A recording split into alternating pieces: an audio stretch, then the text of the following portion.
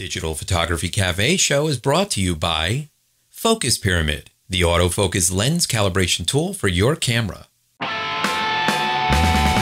Welcome to the Digital Photography Cafe show. Join host Trevor Current and Joseph Cristina as they serve up the hottest photography news and commentary.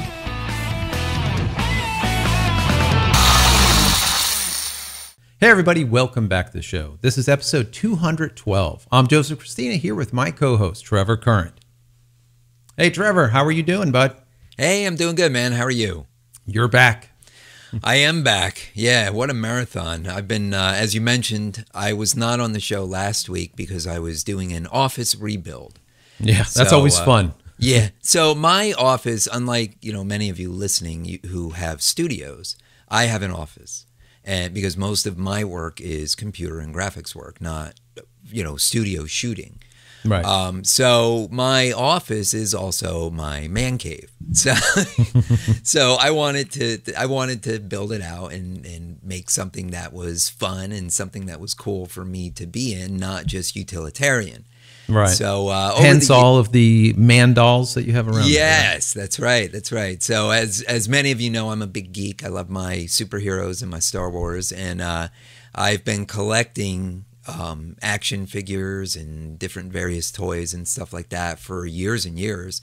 And in fact, I dug out some of my original 1978 Star Wars toys from my parents' house a few months ago.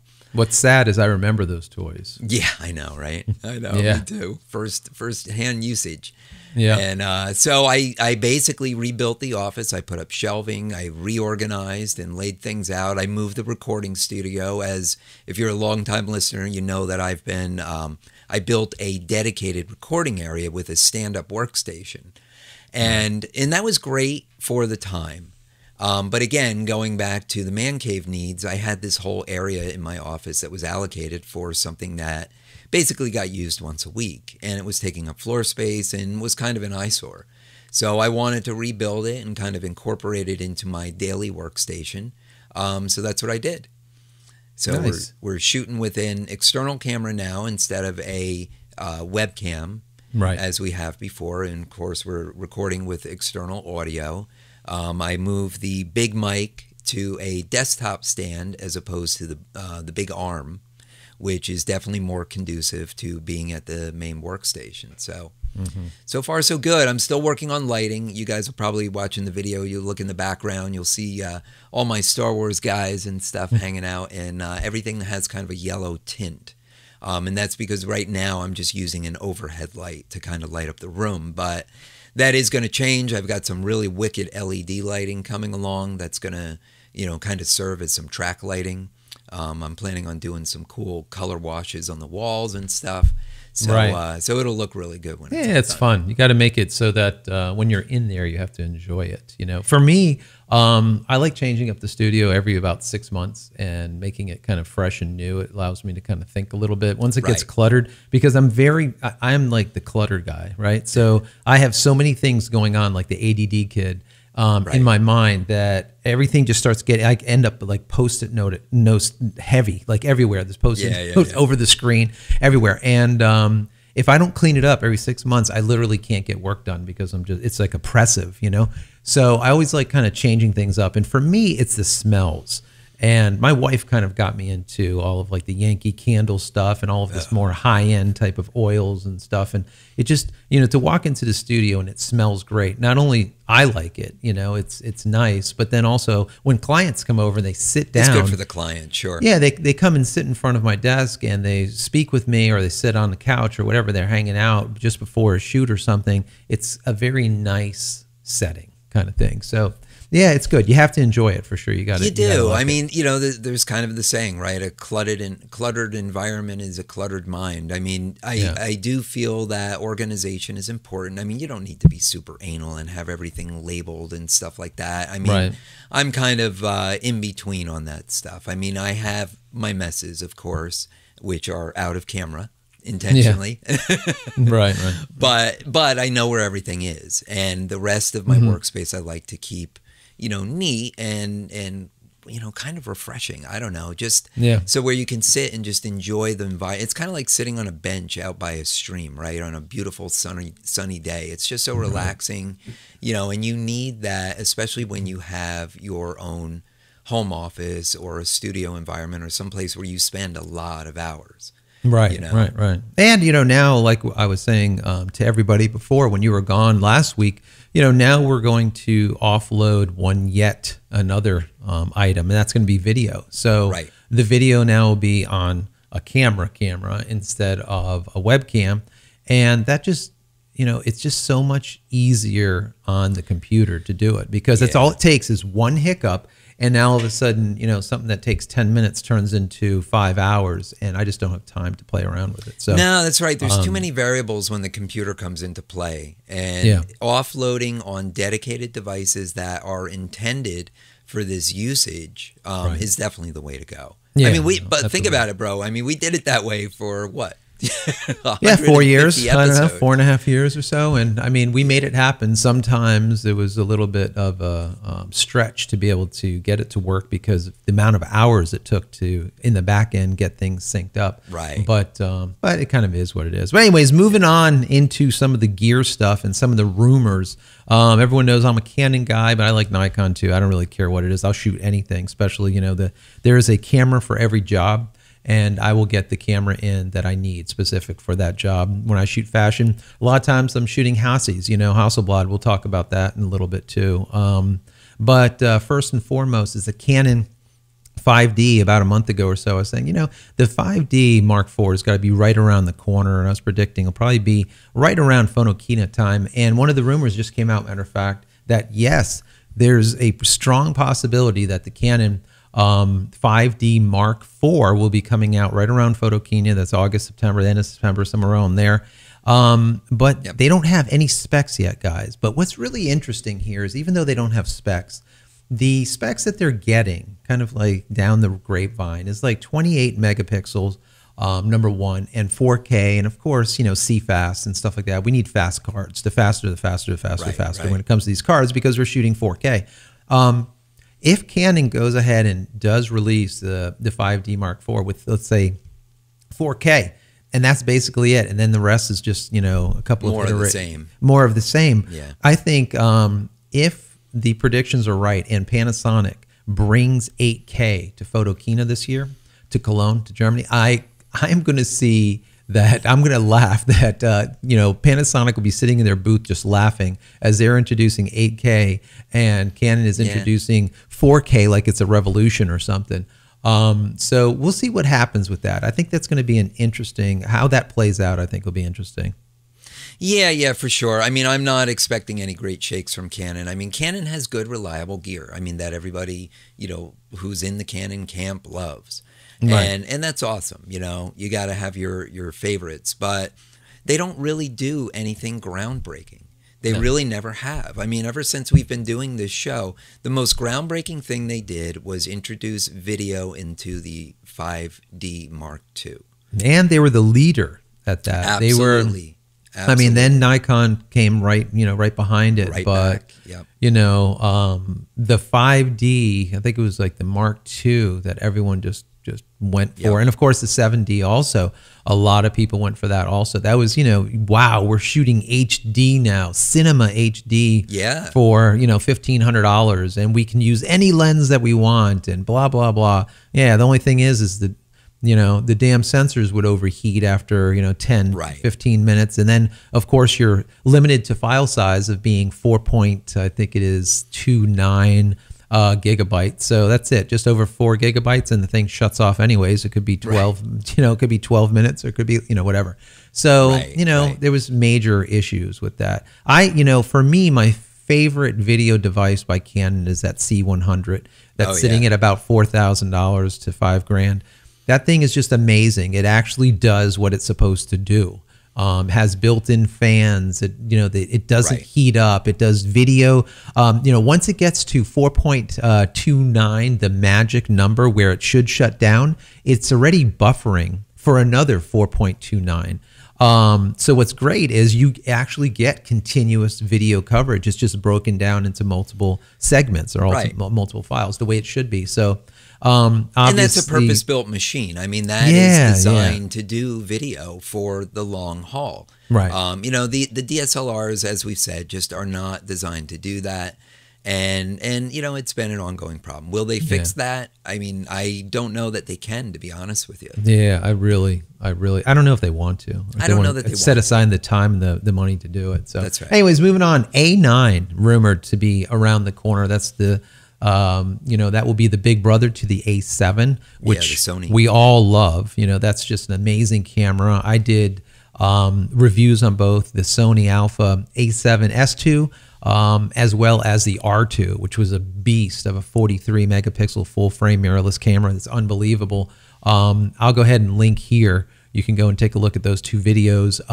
Really good videos, a lot of good information regarding, you know, can you move, let's say, from Canon over to the Sony line and still bring your Canon glass, and how does that work? And I used like a Metabones adapter to kind of do it. But this new A9 looks really, really interesting. As far as the speed behind it is just nuts. I mean, really quick. Yeah, I mean, unlimited raw bursts. I mean, how is that even possible, right? Yeah, well, they actually purpose built, I'm almost positive, the card that's going to be used in this. So it's that, what is that, dual XQD, blah, blah, blah, you know, whatever that format is, it's just super fast. And it's basically purpose built. Now, you know, they had to make a camera to work with the purpose built, you know, speed of the card. So it's almost a one and the same, but I can't even imagine, just could you imagine, guys, I'll give you a perfect example. A Nikon, a D5 for all you Nikon guys, you know, you're getting 12 frames per second. You can shoot at let's say it's 21 megapixels about at a maximum of 20 frames before that thing's buffering. Whereas if you're a Canon guy and you're shooting a 1D, let's say an X Mark II, you're getting 14 frames, which is about 20 megapixels, and you're getting only about 170 frames before that starts buffering. Just think about unlimited. That's what you're getting. Yeah, that's you're what getting I'm saying. Unlimited. I don't even know how they can do it. Yeah, and it's also going to be over, you know, 20 megapixels. So that's going to be amazing. It's going to be a beast for sure. So we'll see what ends up happening with that rumor. Hopefully, you know, I tell you what, Sony's just doing it, right? We keep saying that Sony is just Sony is doing it, and they're not only doing it for their own brand, but they're doing it for other brands as well. And in fact, the Hasselblad, the H6D 100 megapixel medium format camera. I mean, again, we go back into, you know, just a beast of a camera, you know, with the expense to go along with it. But interestingly enough, the sensor inside is a Sony. Right.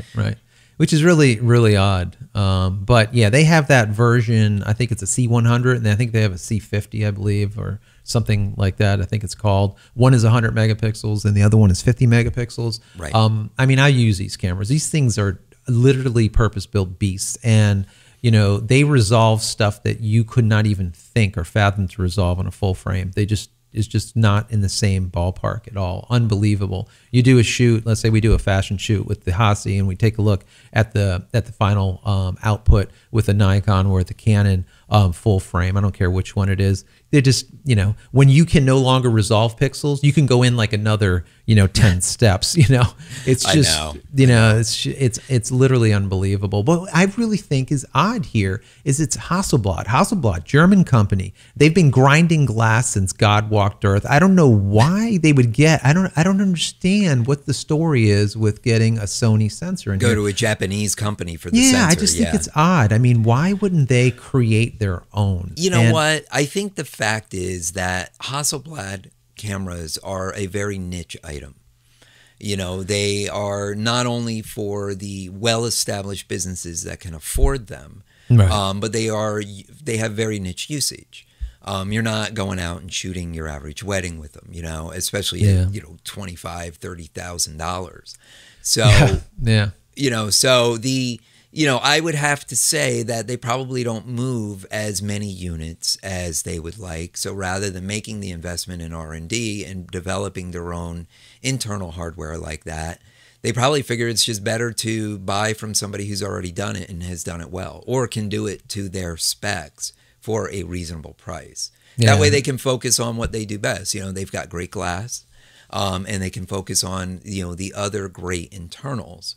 But you know, it's got to be a very tough market to sell these cameras. Yeah, you're looking at like $33,000. I think it is going to be for the 100 megapixel, and about $25K for the 50 megapixel. But remember, you know, you're buying Hassi glass after that too, so you're looking at $5-10 grand on, you know, each lens. You're talking big money. And it's not cheap. That's why we rent them in for a lot of these shoots, because it's not something, you know, you let it sit there and literally you're throwing a car away every 2 years. I think Hassis are great rental equipment.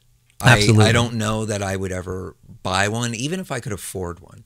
Because Because it's a little bit more. I think most of your needs, you'll get away with a really good DSLR for a fraction of the price. Yeah, absolutely. If you have that unique need that you need that Hassi, then maybe it does make sense to buy it. But I don't think so. For me, definitely not. Yeah. So like I was saying a minute ago, I shot the, the Sony Alpha, the A7 S2, as well as the R2 a few weeks back. We did a review and test, and we used, like I was saying, a Metabones adapter, and they're kind of like the de facto adapter if you want to adapt lenses and you want to do it right.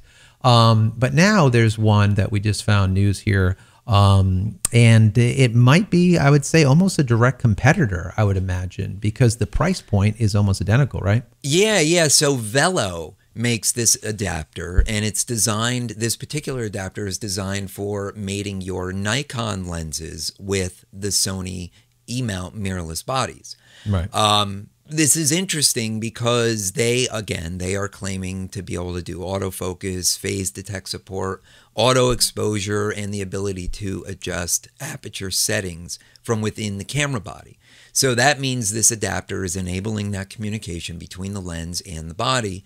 Now, Metabone says the same thing, right? And as you've tested, you get varying results. So I am very curious as to how this is going to work. And this is probably something you should probably even test. Maybe we'll get a hold. Yeah, maybe we'll get a hold of these folks and see if we can get a test unit in here, because I would definitely like to see how it does. You know, maybe we'll rent in some Nikon lenses and bring. You don't have Nikon lenses over there? I do not. it's all Canon gear, Trevor. Yes. But I don't know. I think that would be a pretty good idea. It'd be a good idea to see if it actually works better than the Metabones adapter, because that's what we want, right, guys? We want to be able to eventually migrate to mirrorless, because that is the way of the future. But we do not want to leave our glass behind. The glass that we spent, tens of thousands of dollars on, we don't want to leave it behind. Right. And I just answered a question just recently about, what glass can we keep, and what glass, will last the test of time. And the problem is here, guys, is that now we have STM glass that, will, the whole idea of focus by wire and be able to pull focus internal to the camera and follow faces and face detection and tracking and all that stuff that the older glass doesn't have. So, the idea of glass lasting forever, yes, it does for specific use. But if you need to do a hybrid type of photography, guys, you might need to look into STM type of glass when you're looking for new glass, because just for that sole reason. And I think that's going to continue down the path as we're getting, closer and closer to that full migration to mirrorless that will happen eventually. I think lenses and the way of adapting the lenses are going to change, and they're going to change drastically. And that's where it kind of fears me. I think I would rather put the money into old style glass and then the newer stuff. So, but this would be interesting to find out, right? What, how this thing how it fares, right? Yeah, exactly. I mean, maybe people are not ready today to make that migration over to mirrorless or anything, but just knowing that you have the ability to do it, I think is important. Because again, today's world, we don't want to lock into anything, right? We don't like leasing cars, because we're locked into 3 or 4 years or, some 2 years, whatever. We don't like buying them either, because now you've got this long-term payment that you've got to make. Exactly. So, it's flexibility. It's all about flexibility and being able to change with the times, being able to evolve. Our businesses really need to be fluid. We really need to move and grow and change as necessary, and not be pigeonholed or locked into something based on technology or even skill set. I mean, we want to be able to learn new stuff and evolve. So this is kind of a bigger philosophy, a bigger thing to talk about. Yeah, no, absolutely. But it's definitely interesting stuff. Yeah, absolutely. So anyways, guys, we're going to take a quick break, but we'll be right back with a lot more content. Hang in there 1 second.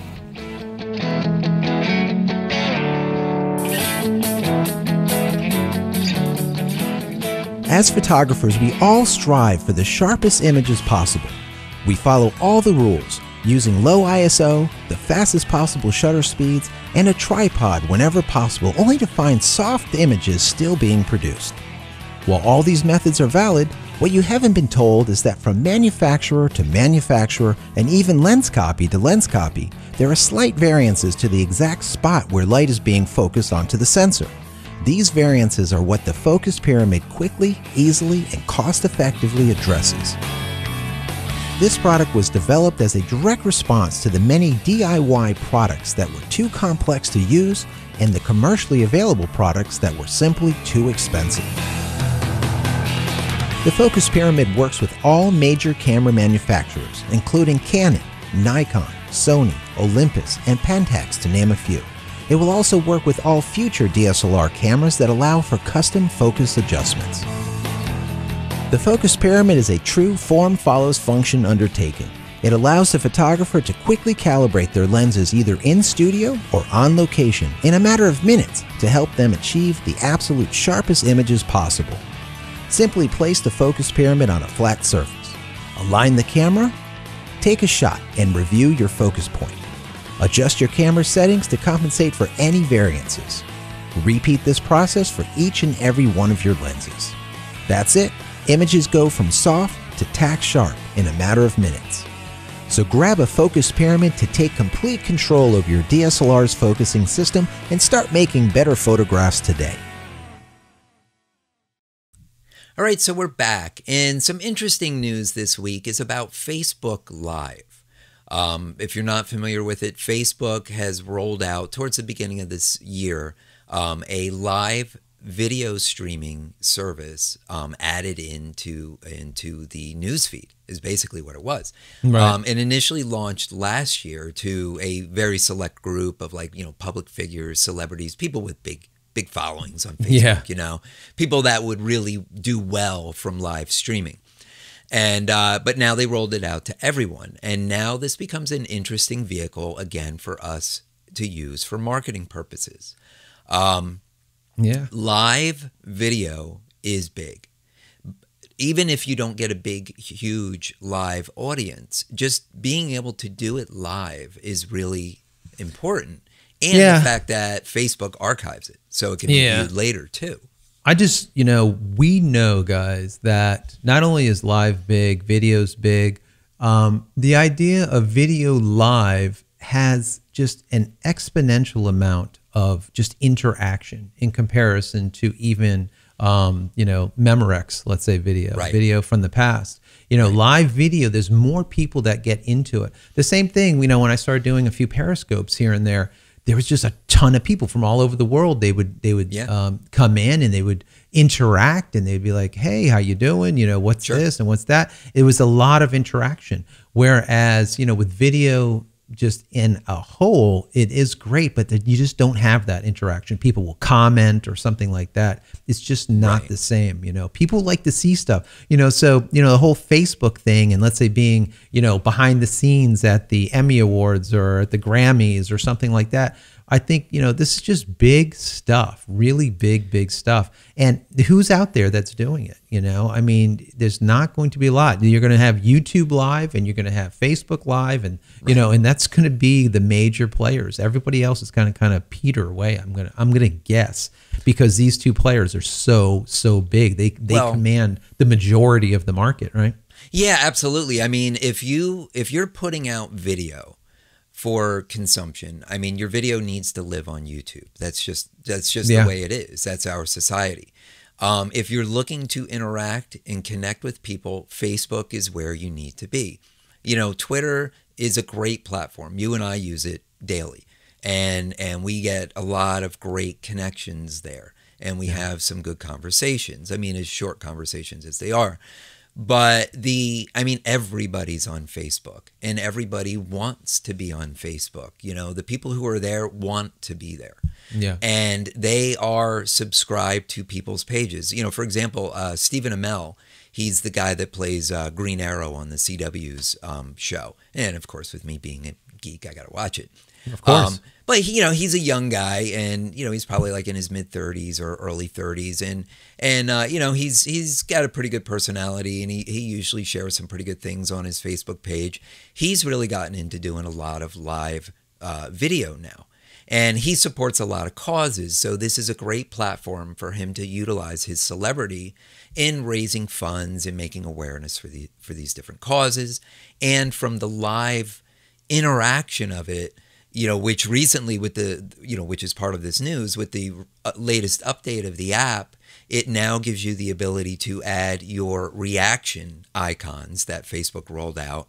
And it also allows you to comment and have that two-way kind of interaction with whoever's streaming. And what's interesting is after these videos are done, they're recorded and they're made available for viewing later in the newsfeed. And if you had those reactions and comments coming in on your video, they will basically be timestamped and redisplay during the playback of the video, which is good. I mean, this is a great place to do a Q&A. Now from a practical standpoint, how does this affect us as photographers? Well, you know what? We all should be blogging in some form or another. I mean, whether we're writing words or we're doing videos, we all should be doing something, obviously geared to our client base. Yeah. If you're a photographer who wants to do instruction, then you need to gear it towards other photographers. But, this gives you a great vehicle to reach a lot of people in a very short time.